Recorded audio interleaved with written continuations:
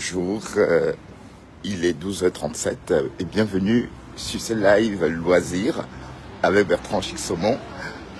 Une petite balade de Bruxelles sous le soleil. Et voilà, le temps s'annonce génial. Donc il fait beau aujourd'hui. Les températures annoncées varient de 15 à 18 degrés, ce qui est relativement assez chaud pour la saison. Bref, bienvenue sur la promenade avec moi. Bon alors, direction Mamatongi, d'accord? Alors, vous connaissez déjà cette promenade, la promenade de Dester, ou encore la Toison d'Or, la fameuse Toison d'Or, la voilà. Vous la connaissez déjà.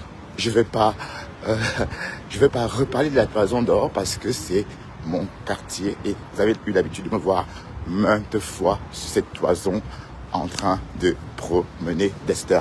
Et puis là-haut, c'est la coupole, le palais de justice, c'est bien visible, en travaux depuis 20 ans ou plus, depuis 30 ans même. Voilà. Alors, un peu de Japap. Bonjour Thérèse de Washington. J'espère que tu vas bien. Bon matin à toi là-bas, à Washington. Washington, où il est 6h38 du matin. Et apparemment, il fait beau à Washington. On a appris. Alors, bonjour Flore Judith. Bienvenue sur cette live loisir. On va se promener un peu. On va marcher un peu. Et on va papoter, tout simplement. Alors, le Japap de Facebook et TikTok. Hi. Apparemment, on dit qu'il y a les nudes du camère dehors. Hi. Apparemment, du camère un gros pénis. Ce qui ressort. Il fait quand même froid ce matin, putain. Ce qui ressort, c'est ça.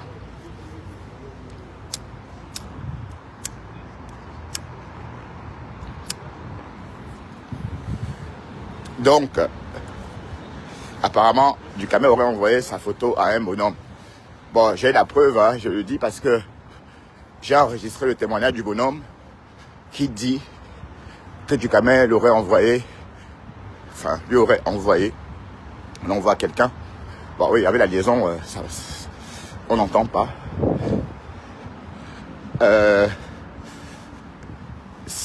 La photo de son sexe, un sexe géant.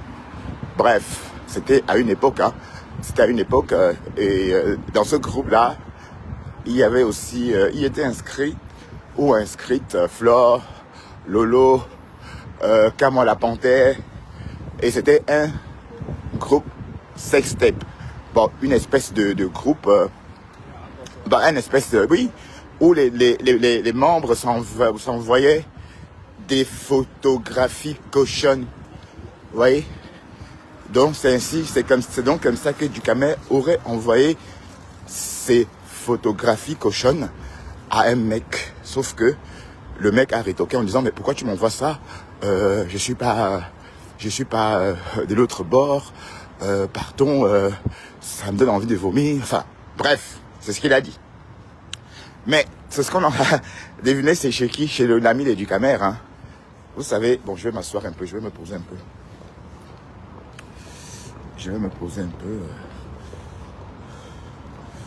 Voilà. Je me pose un peu. Voilà. Je mets comme ça. Et je fume une cigarette. J'étais en train de dire...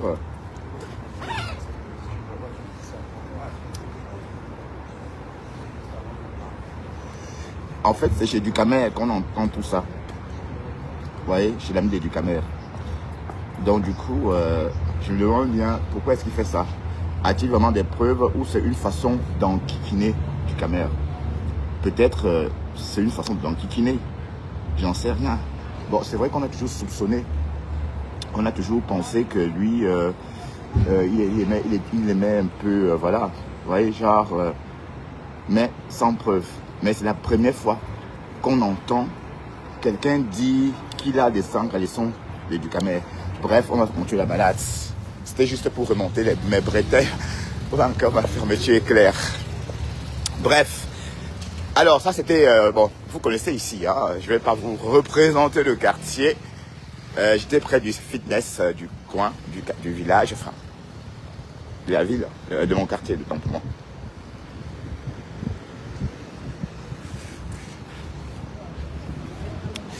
Alors, raisonnons un peu. Si Ducamel aime les hommes, bah oui, il a le droit d'aimer les hommes. Ça laisse qui? C'est mon nom qui est gâté. C'est le nom de Bertrand Chic-Saumon. C'est le nom de Bertrand Chic-Saumon et de Waris. C'est nos noms qui sont gâtés. Waouh. Mais le gars est en train de faire son chou gras avec le nom de Ducamel. Jusqu'à il appelle même Ducamindo. Alors que l'autre jour, ils étaient ensemble. Hein. Tantôt ami, tantôt ennemi en fait. Ou encore meilleur ami, meilleur ennemi. Le fameux film dont je vous ai toujours parlé. Un film que j'ai vu quand j'étais jeune. C'était Sharon Stone, mais l'autre actrice, je ne sais pas qui c'était. J'ai oublié. Donc c'est un peu ça. Mais c'est quelqu'un qui témoigne. C'est le bonhomme qui a reçu la photographie cochonne, qui dit avoir reçu une photo où... Voilà. Bref. Maintenant, la bonne question est, c'est un complot? Est-ce qu'on essaie de gâter sa relation avec Aphrodite? Oui, parce que n'oublions pas que Ducamel est très très amoureux en ce moment de cette fille nommée Aphrodite. Donc, est-ce que c'est pour détruire cette relation naissante que ces personnes-là tentent de sortir ces voices-là? Je vous rassure, je vous rappelle qu'ils datent de peut-être 8 ans. Oui, parce que l'époque de ces groupes-là, c'était une époque où les fleurs de l'île, elles affichaient ouvertement leur chikunchuisme. Et bon, c'est comme ça qu'il y avait des photos. Enfin, il y a eu trop d'histoires. Et c'est vrai que ça ne m'étonne pas. Hein. Pensez vraiment que ces Camerounais de Paris, là, ces hommes-là ne se niquent pas, les hommes.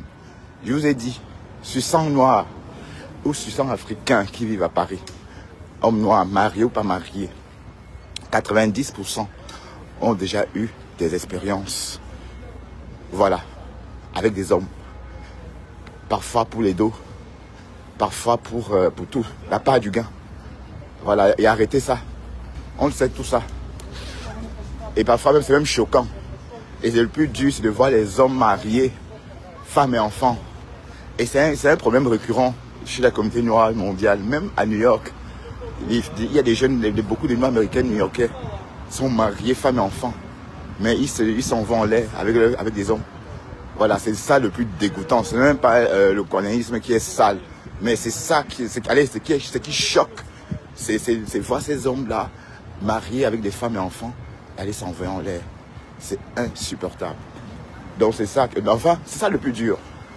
Donc apparemment, mon partenaire Ducamel, lui, il a la recherche du sexe convoité. Ouais. Le fameux sexe convoité.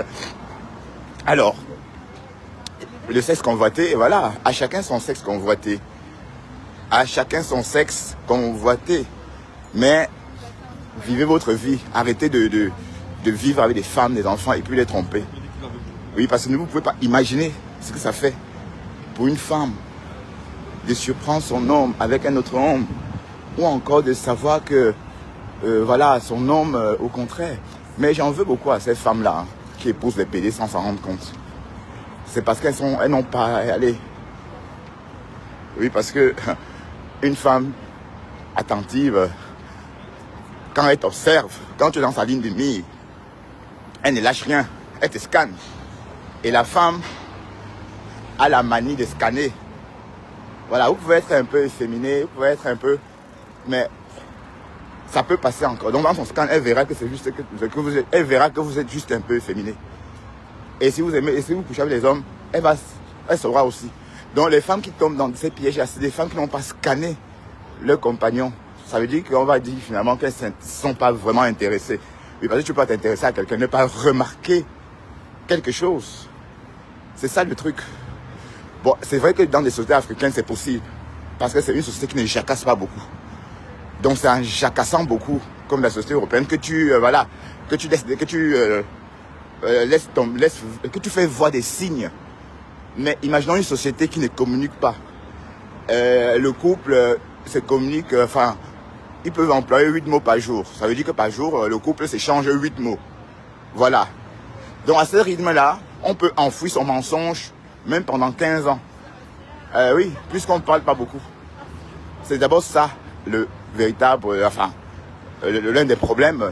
Mais en tout cas, un couple qui jacasse constamment, allez, on ne peut rien se cacher. Parce que ça va se savoir. En tout cas, moi, on ne peut rien me cacher. Je vois tout. Dès le premier changement, je vois. Et oui, parce qu'il faut installer des bases au début de votre relation. C'est vous qui mettez des bases. Dès lors que ça commence un peu à chavirer, vous comprendrez en ce moment que plus rien ne va. Et voilà, et vous prenez les dispositions. Allez, vous faites ce qu'il faut pour aller. Voilà, il y a trop de monde. Je vais faire un petit retrait pour aller chez le coiffeur. Et puis bonjour Gondola. Tu vas bien Gondola?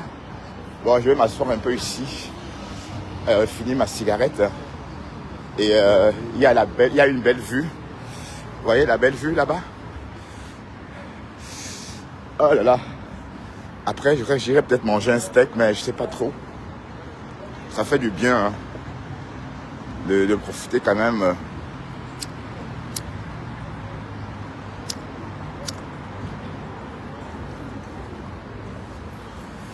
Mais en tout cas, du Cameroun, c'est pas grave. Hein.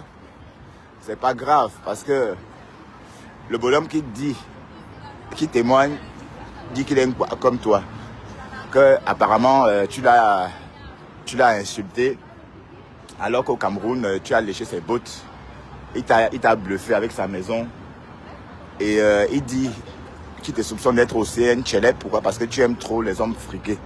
Quand tu vois un homme riche, il t'excite à croire que tu as envie qu'il te mette en haut. Allez, un peu comme les gars quoi. C'est pas moi qui dis hein, c'est ce que le bonhomme raconte.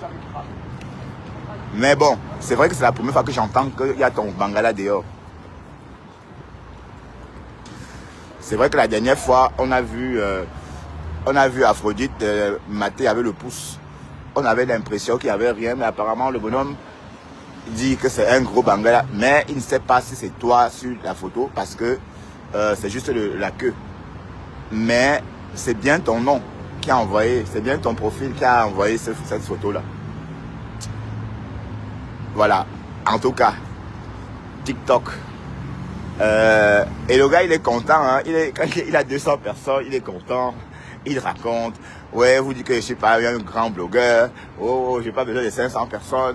Mais moi, j'ai l'information juste. Merde. Mais, en tout cas, du Cameroun, il va réagir. Hein. Il va pas se laisser faire. Hein.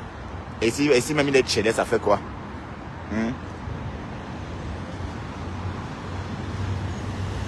Ça fait quoi s'il est chelé? Ben rien du tout. Ou bien, est-ce que c'est anachronique en 2026? Hein? Est-ce que c'est anachronique en 2026? Bon, ça c'est ça c'est le ring. Voilà, le ring.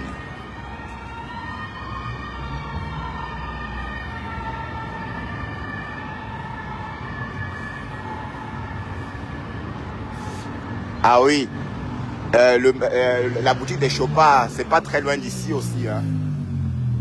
La boutique des Chopards, c'est pas très loin d'ici. Oh, ça faisait longtemps que je n'avais pas pris un bain, enfin pas un bain de soleil. Je ne m'étais pas posé sur un banc public comme maintenant. Ouais, mais à une époque, quand j'avais la trentaine, eh ben, j'allais déambuler. Et je me rends compte que ça fait 20 ans que j'habite dans mon quartier. J'habite ce quartier. Je suis venu pour la première fois dans ce quartier ce jour-ci en 2006. Donc j'ai déménagé dans ce quartier ce jour-là. Nous sommes le 7 aujourd'hui si je ne me trompe pas. Hein. Voilà, c'était le 7 avril 2006. Donc ça fait 20 ans aujourd'hui que je n'ai pas bougé de là.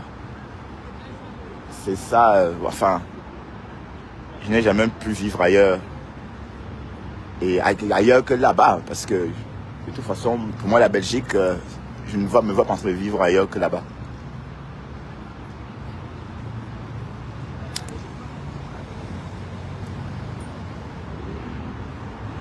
Bonjour Ralph.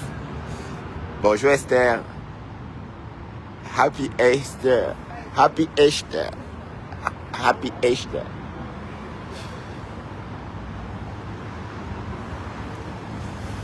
Bon, je vais aller au distributeur et direction le coiffeur.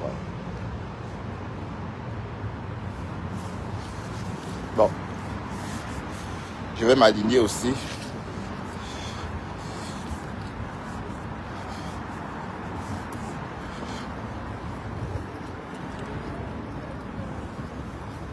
Il y a la chaîne, mais ça va très vite.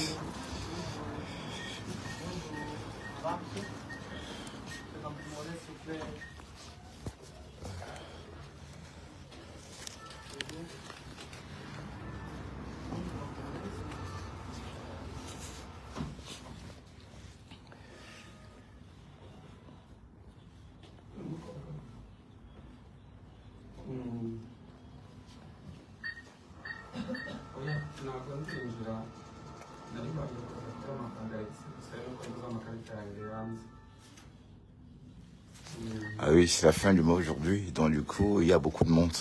Je comprends. Oh putain, fallait y penser.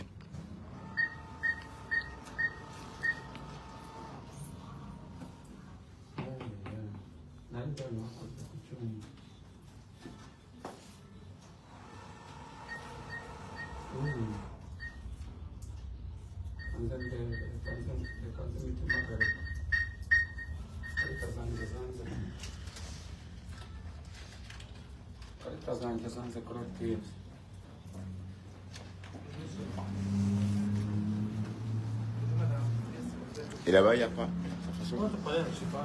Ah, là.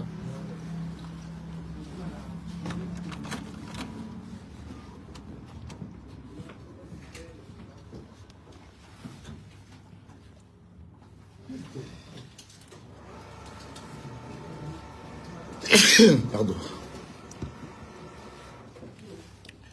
Bon, ne partez pas, on va sortir d'ici bientôt. Je vais continuer de filmer.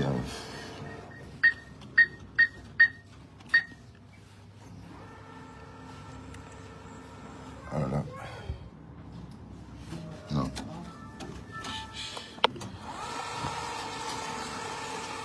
Juste ce qu'il faut pour le coiffeur.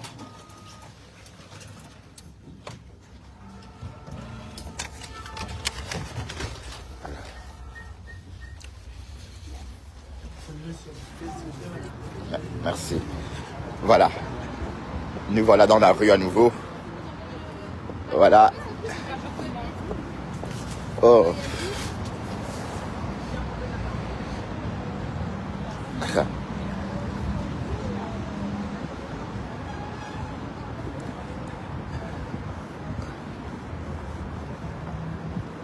Ce sont des diplomates, enfin, vous voyez, des Africains de la seconde génération, la génération au-dessus de moi. Ils sont en train de faire des shootings photos. Ouais, ça me donne un aperçu de comment je serai dans 10 ans. Hein.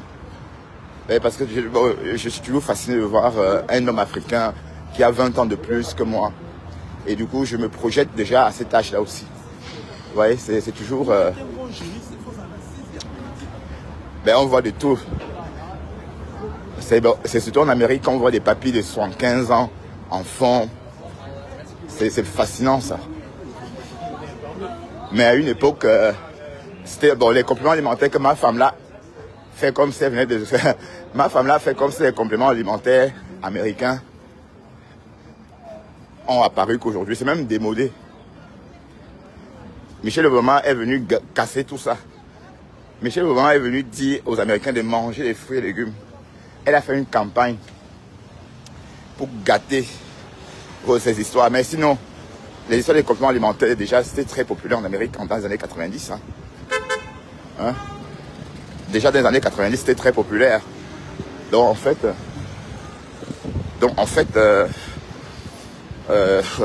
ma femme là, elle se réveille seulement maintenant. C'est parce que les Américains, allez, désormais, font autre chose. Les Américains, désormais, consomment des fruits et légumes. Ils calculent leurs calories. Voilà.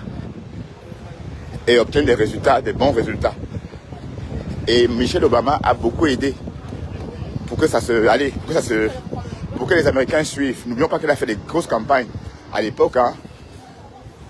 Elle valorisait de consommer, elle valorisait les fruits et légumes. Et comme elle-même, elle était surpoids, elle était grosse avant. Elle a maigri devant tout le monde, on l'a vu. Hein. Allez, je vais couper le live et rentrer dans la galerie me coiffer. Donc on se reprend plus tard. Hein. Je serai bien coiffé, belle crête. D'accord. Allez, on se dit à tout à l'heure.